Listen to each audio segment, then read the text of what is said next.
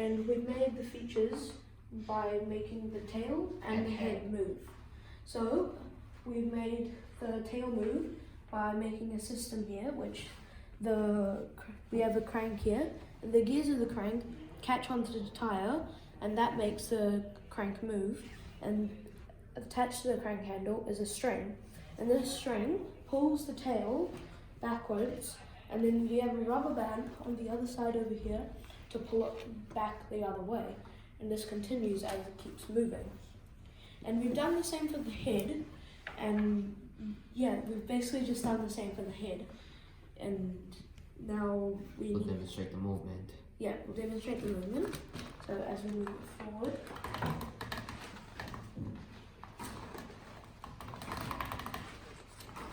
Yeah.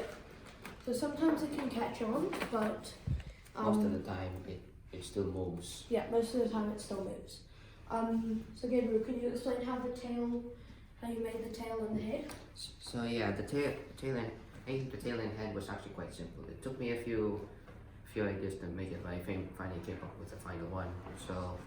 So inside you will see that the head and tail are linked to the body using gears and two axles. So one axle is attached to the body, while the other axle is attached to the head. On top of the tops of the axles are attached with gears. And because one of the axles is attached to the body, that gear won't move, but only the ones that are attached to the head and tail actually move. Yeah. So it should end up like this if you watch closely.